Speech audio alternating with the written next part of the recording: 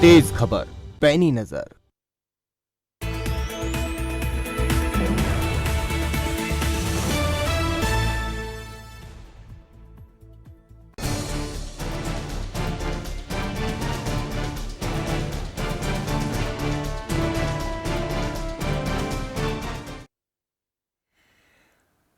नमस्कार, सवाल आपका देख रहे हैं आप और मैं हूं आपके साथ शमशेर सिंह।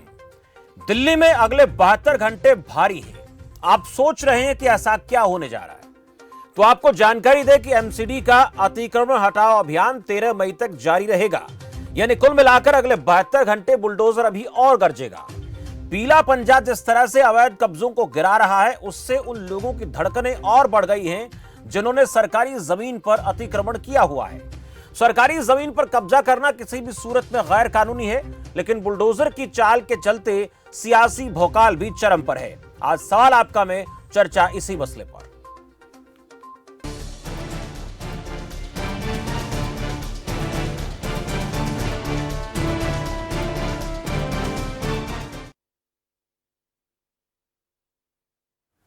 दिल्ली के मंगोलपुरी में एमसीडी का आज बुलडोजर पहुंचा। वहां पर अतिक्रमण हटाओ अभियान के तहत तोड़फोड़ की गई।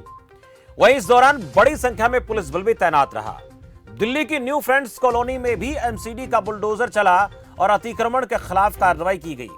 आपको जानकारी दें कि दिल्ली के शाहीन बाग में भी दक्षिण नगर निगम के अधिकारी बुलडोजर लेकर कल अतिक्रमण हटाने पहुंचे थे। स्थानीय लोगों ने बड़ी संख्या में एमसीडी की कार्रवाई का विरोध किया था और बुलडोजर के आगे सड़क पर बैठ गए थे। इस धरने में महिलाएं भी शामिल थीं। हालांकि कुछ राजनीतिक दलों की तरफ से इस कार्रवाई का विरोध किया जा रहा था। वहीं इस पूरे प्रकरण को लेकर अब सियासत भी गर्मा रही है। कल अगर हमने देखा तो आम आदमी पार्टी के विधायक अमानतुल्लाह वो भी एमसीडी की इस कार्रवाई के विरोध करने पहुंचे और आज एक और आम आदमी पार्टी के विधायक एमसीडी की इस कार्रवाई का विरोध करने पहुंचे। लेकिन बड़ा सवाल यही है कि जिस तरह से एमसीडी की कार्रवाई हो रही है, इसके ऊपर सियासी भौकाल थमने का नाम क्यों नहीं ले रहा। इसके अलावा कुछ और महत्वपूर्ण सवाल है जिन पर आज हम चर्चा करने वाले हैं। वो सवाल एक एक करके आपको दिखाते हैं।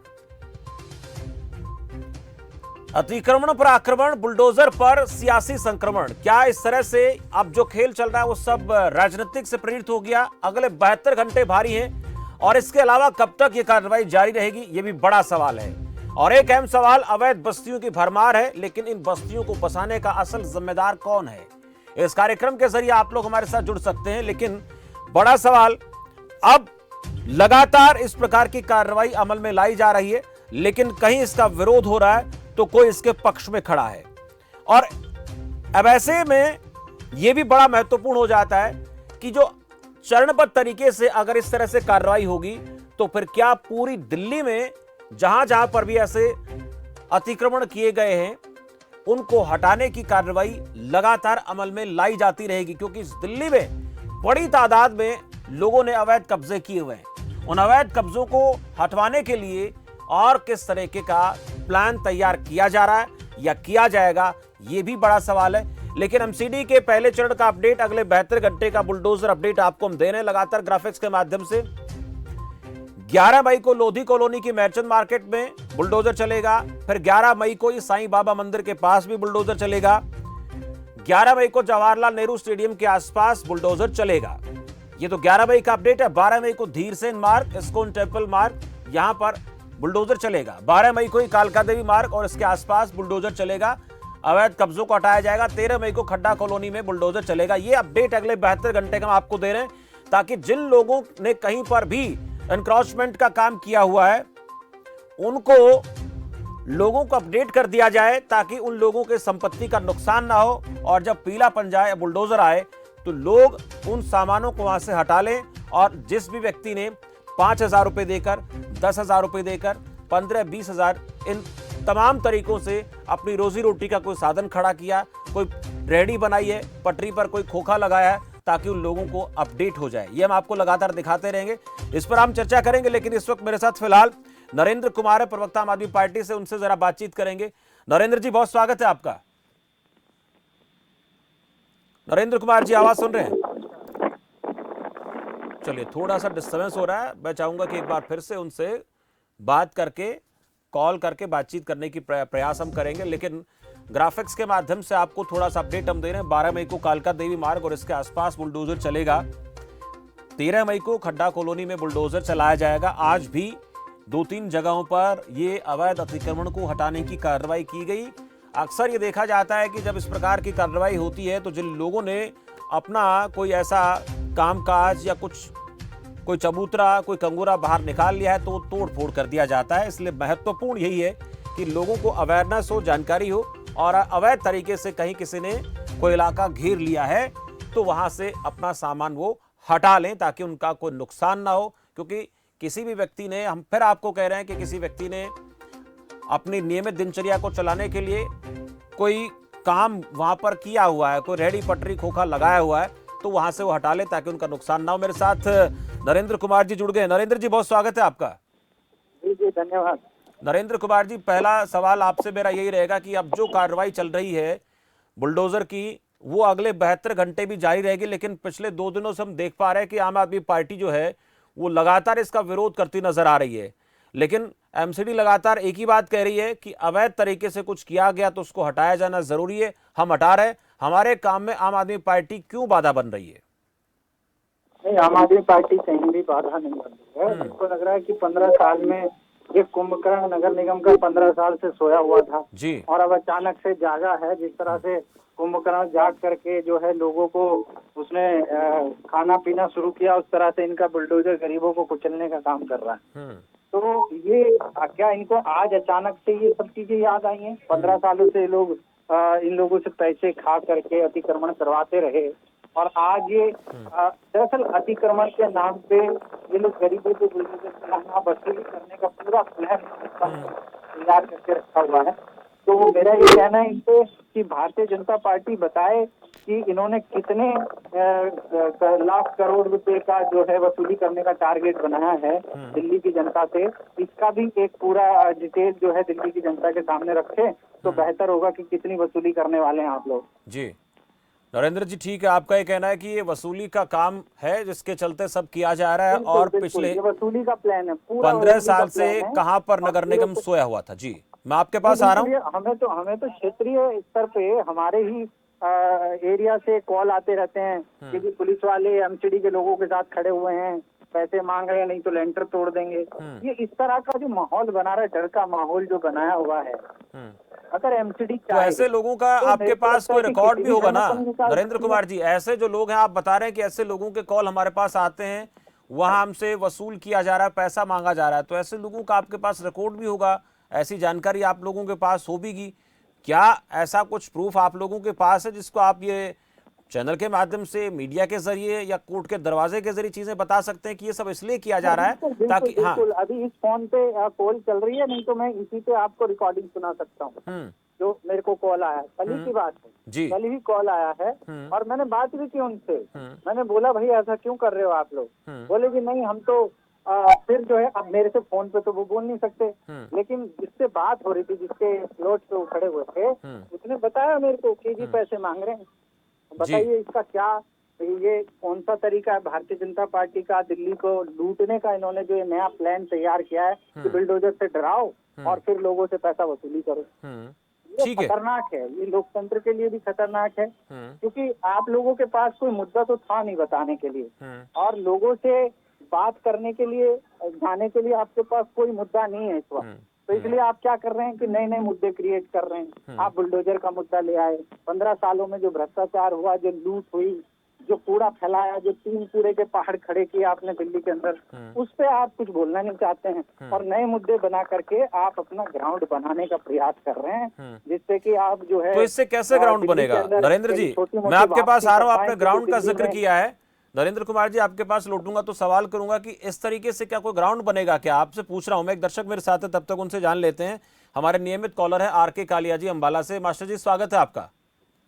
नमस्कार जी। सर नमस्कार। मेरे अजीज भाई शमशेर जी, सरकार का काम है रोटी रोजी देना, ना के छीनना जी। मेरा भाई जो नरेंद्र कुमार कह रहा है, मैं उसको दोहराना नहीं चाहता, मैं उसको सेकंड करना चाहता हूँ। ये घटिया, बिल्कुल घटिया राजनीति हो रही है। एमसीडी कहाँ था पहले? प्रशासन कहाँ था पहले? सोया हुआ था। अगर मैं आपके माध्यम से ये कहना चाहूंगा, आप मेरे बड़े अजीज हैं, आप अच्छी बात सुनते हैं।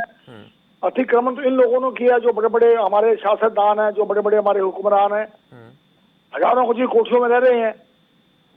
बुरा मत मानना जी, हजारों की कोठियों में रह रहे हैं। न्यूजीलैंड का प्रधानमंत्री दो कमरों में रहता है, 2 कमरों में। अतिक्रमण ये नहीं है जी। कुछ तो कम से कम इनको लोगों को, मैं अब क्या कहूँ, सोचना चाहिए जनता के बारे में, गरीब के बारे में। बेखबर जो लोग थे दुनिया को समझाते हैं। देश की हमारी बदकिस्मती है कि हम हिंदुस्तान में पैदा हुए हैं। मैं साफ तौर पर कहना चाहूंगा आपको, यहाँ कोई जिंदगी नहीं है एक आम आदमी नरक से ज्यादा बदतर है। मैं आपको सही कहना चाहूंगा, आप ज्यादा जानते हैं इस बारे में। बेखबर जो लोग थे दुनिया को समझाते फिरे, जिसको कुछ मालूम था हैरत से खड़ा ताकता रहा। ये हमें पाठ पढ़ा रहे हैं। देखिए घर तोड़ रहे हैं लोगों के बिला वजह।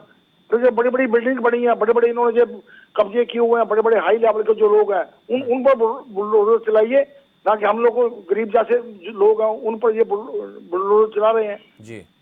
लोगों को कहाँ ले जा रहे हैं, ये देश को कहाँ ले जा रहे हैं। हमें इस बात का बड़ा दुख है। आज 1 रुपया कितना कमजोर हो चुका है, कोई चिंता नहीं। बेरोजगारी कितनी है, कोई चिंता नहीं। गुंडागर्दी कितनी है, कोई चिंता नहीं। महंगाई कितनी है, कोई चिंता नहीं।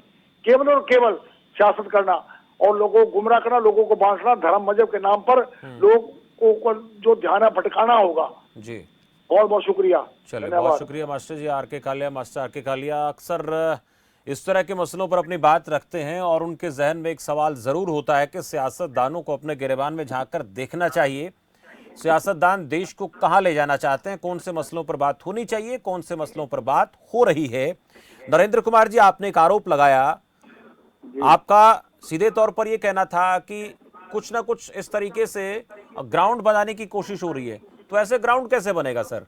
ऐसे तो ग्राउंड बनेगा नहीं, ग्राउंड टूट जाएगा। अगर आप जो आरोप लगा रहे हैं कि एमसीडी के माध्यम से स्पेस बनाने का प्रयास चल रहा है, तो ऐसे कैसे बनेगा? ये तो लोग नाराज हो जाएंगे।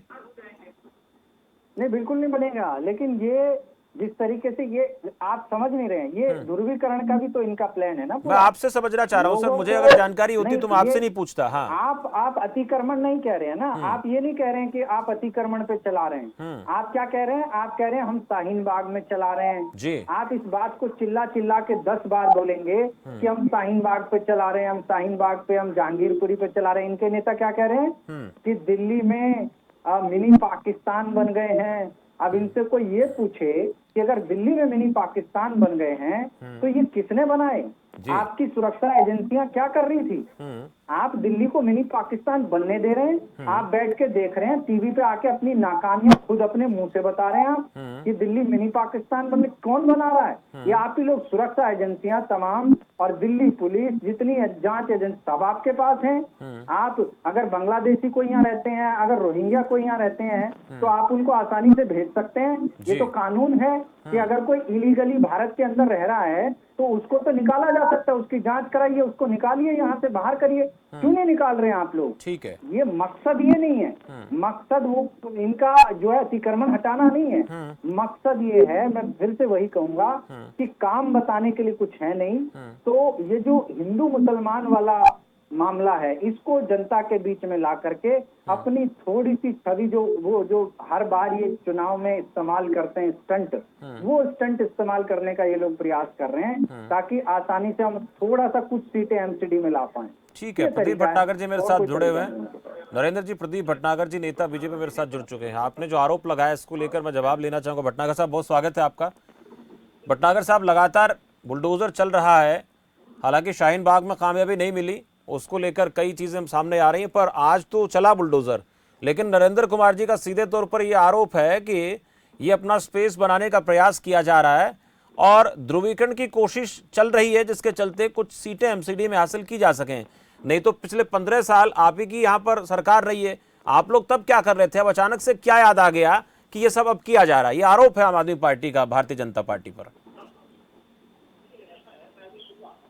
जो बात कर रहे थे, बात कर रहे थे, मैंने वो भी सुना थी। मैं इसका जवाब देना चाहूंगा। ठीक, अभियान के बारे में बात करें में कि जो इनके जो रिश्वतखोर पार्षद है, शायद उन्होंने ये नहीं बताया कि ये टूट फूट का अभियान, अतिक्रमण का अभियान पूरे सालों साल चलता है जी।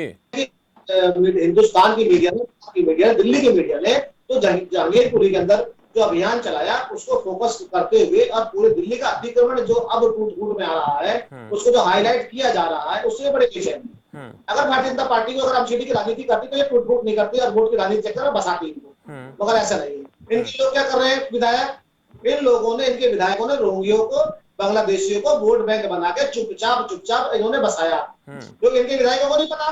क्या इनको विधायकों ने कभी कोई गृह मंत्रालय को सर बीच में ना बोले, सर बीच में ना बोले, सर बीच में ना बोले? एक मिनट नरेंद्र जी, मैं थोड़ा सा पूछ लेता हूँ, पूछने का वक्त मैं दूंगा कि ऐसा क्यों हुआ। विधायकों ने सर जी इनके विधायकों ने छुपाया वोट बैंक बनाने के लिए, कभी मंत्रालय को या दिल्ली सरकार को, सचिव गृह को, राज्यपाल को और गृह मंत्रालय को भी को लेटर लिख के भेजा हो कि मेरे विधानसभा के अंदर अतिक्रमण हो रहा है। अताउल्लाह खान जैसे गद्दार जो हिंदुओं के खिलाफ बोलते हैं और जो सीए का भी समर्थन कराते हैं और जिन पे पहले ही ऑलरेडी केस दर्ज है, उन जैसे लोगों ने रोहिंग्या को वोट बैंक बना के यमुना किनारे बसाया।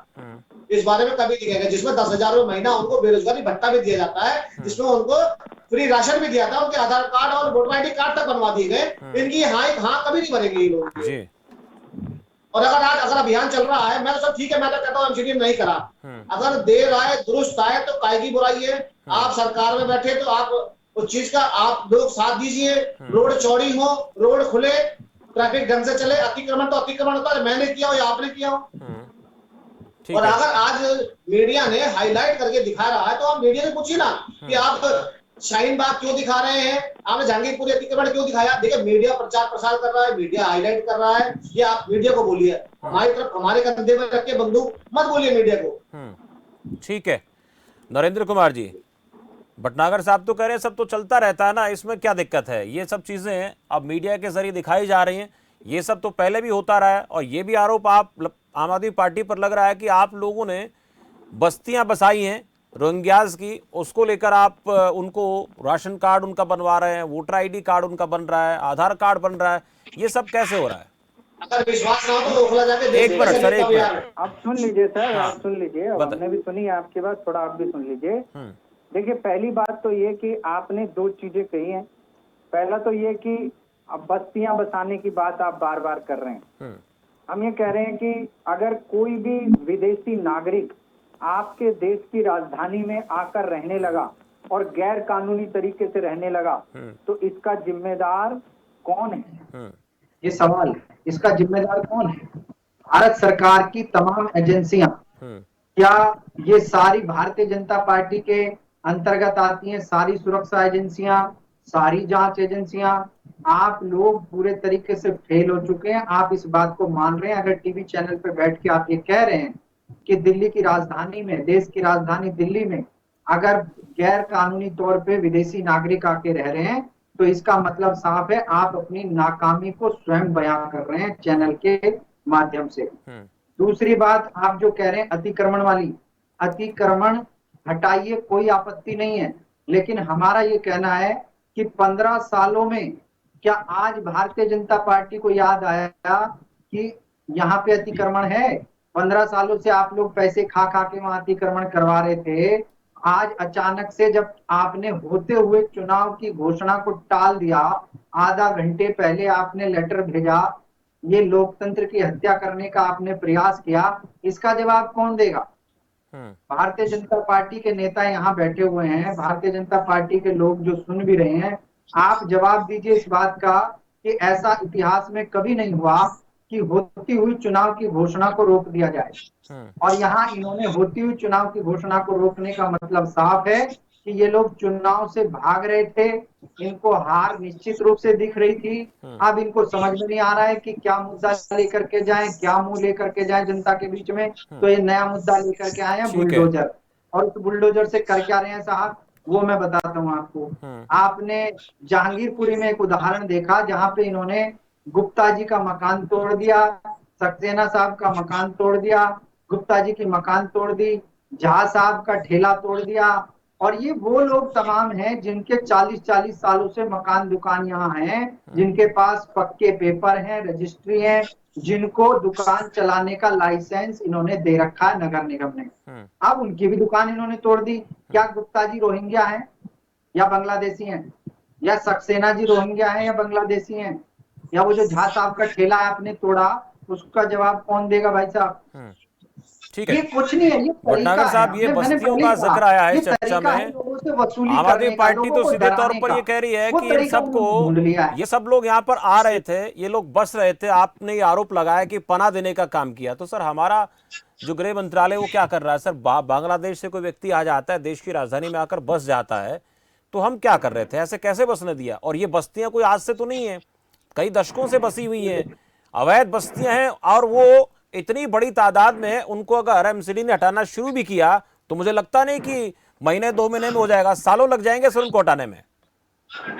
बिल्कुल बता दूं, मैं थोड़ा सा इनके थोड़ा संज्ञान में डाल दूं, मैं थोड़ा इनका भी दोस्त कर दूं कि इस दिल्ली के अंदर कांग्रेस ने अतिक्रमण के नाम पे, जिसे कहते हैं वोट के नाम पे, इंदिरा कॉलोनीवास colony, Rajiv colony, Jawahar colony हजारों बनाई, जो बुद्ध विहार बनाया, जहांगीरपुरी बसाया, सारा अतिक्रमण पे सरकारी जमीनें बसाया, सीमापुरी नंदनगरी बसाया, सारा का सारा सुंदर नगरी बसाया। ये सिर्फ इसलिए वोट बैंक कांग्रेस के लिए, और ये कांग्रेस की देन है जो अतिक्रमण आज 40 साल 30 साल के। रजिस्ट्री की बात अभी आप कह रहे थे, रजिस्ट्री जो होती है कोई करा सकता रजिस्ट्री। अब हम आपको उदाहरण दे देता हूँ, उत्तर प्रदेश के अंदर गाजियाबाद जिले में एक हिंडन नदी जा रही हो, शायद आपके संज्ञान में हो, वहां पे समाजवादी पार्टी की सरकार में बाकायदा पूरे डूब क्षेत्र के अंदर बसावट कर दी और कई लाख आदमी रहता है और रजिस्ट्री में हो गई। और आज उस अतिक्रमण को हटाने में पूरी तरह सरकार लगी हुई है। और मैं संज्ञान अपने साथी की डाल देता हूँ, ओखला को उत्तर प्रदेश कई बार नोटिस दे चुका है कि ओखला शाहीन बाग उत्तर प्रदेश की जमीन पे बसा हुआ है, और जिस दिन उत्तर प्रदेश का बुलडोजर चलेगा, ना तो आता उनका खा बचेगा, ना उसका कोई सपोर्टर बचेगा। ये भी मैं आपको बैठ के बता देता हूँ। ठीक है, अभी उत्तर प्रदेश ने कुछ एकड़ जमीन खाली कराई, तो बता दीजिए आदेश गुप्ता जी के मकान पे बुलडोजर कब चलेगा? वो भी अतिक्रमण के बैठे हैं।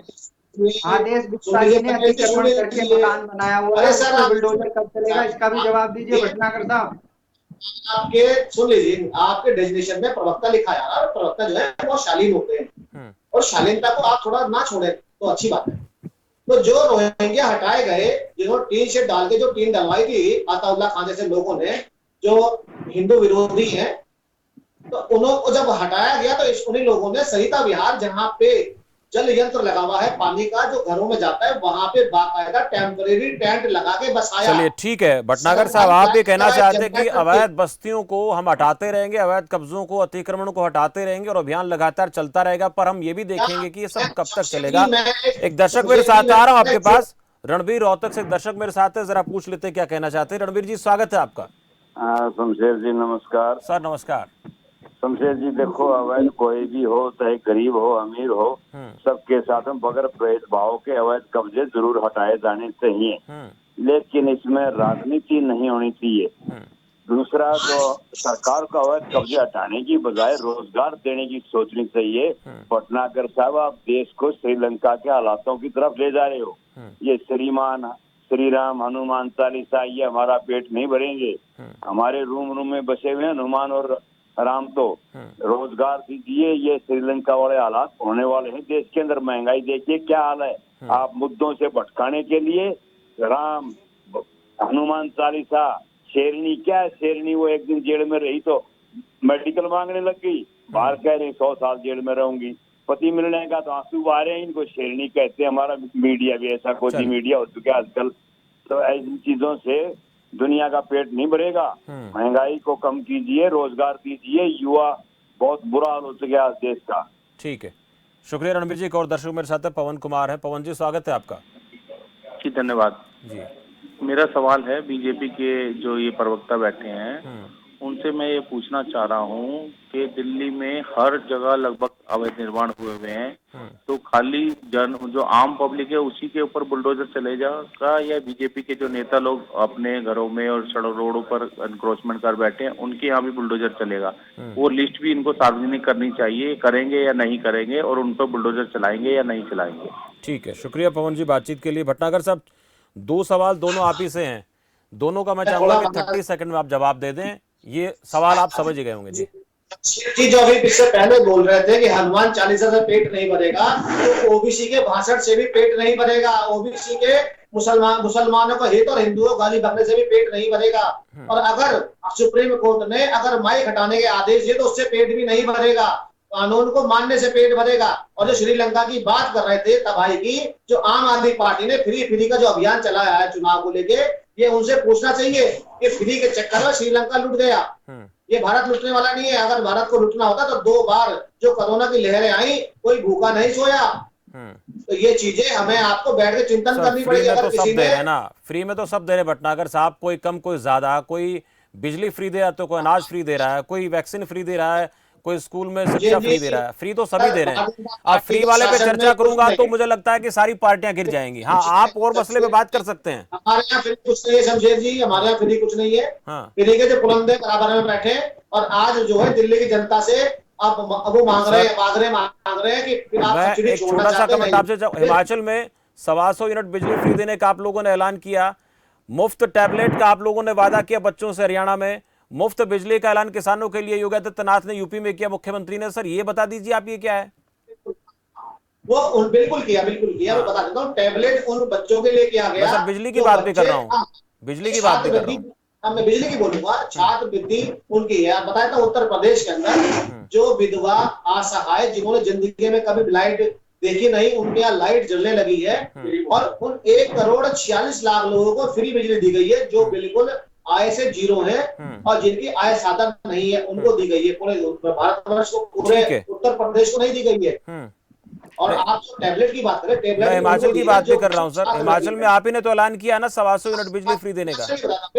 हिमाचल के अंदर भी उनको दिए जाएंगे जो गरीब में सारा बुजुर्ग और जो असहाय है, जो पेंशन रोगी है, उनके लिए लिया गया है, ना कि पूरे हिमाचल के लिए। नहीं, ऐलान तो हिमाचल वासियों के लिए किया गया। अब उसमें क्या बदलाव हो गया? पहले तो जब ऐलान किया गया तो यही किया गया था ना कि 125 यूनिट हर व्यक्ति को बिजली फ्री दी जाएगी। हिमाचल वासियों के लिए जो करा गया वो भी उनके लिए कहा गया जो असहाय है, जो नहीं भर सकते। ठीक है, अपने अपने हिसाब से परिभाषाएं सर, हर पार्टी की अपने अपने हिसाब से परिभाषाएं आप लोग गढ़ लेते हैं। सभी सियासी दलों का यही हाल है। मुझे वक्त थोड़ा सा और होता तो भी मैं चर्चा आप लोगों से करता, लेकिन वक्त मेरे पास और है नहीं। बहुत बहुत धन्यवाद आप लोगों का।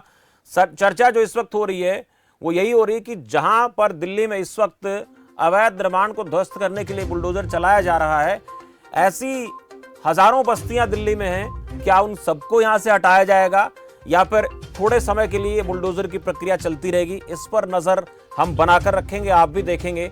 और दूसरा ये कि क्या इस पूरे प्रकरण पर बहुत लंबे अरसे से या बहुत स्ट्रेटेजिक तरीके से सियासत हो रही है, उसमें चाहे कोई भी पॉलिटिकल पार्टी क्यों ना हो, इस पर भी नजर बनाकर रखेंगे। लेकिन अहम यही है कि इस वक्त देश में जो रणवीर जी ने कहा, मसले और भी बहुत हैं, बिजली, पानी, शिक्षा, स्वास्थ्य, रोजगार, इन पर भी फोकस थोड़ा सा होना चाहिए। अवैध कोई कर रहा है तो उस पर भी कार्रवाई होनी चाहिए, पर ये मुद्दे भी बहुत ज्यादा चर्चित रहने चाहिए, जिन पर हर पार्टी को, हर सरकार को ध्यान देने की आज के दौर में जरूरत बहुत ज्यादा है। फिलहाल मेरे साथ इतना ही। आप देखते रहिए खबर फास्ट। नमस्कार।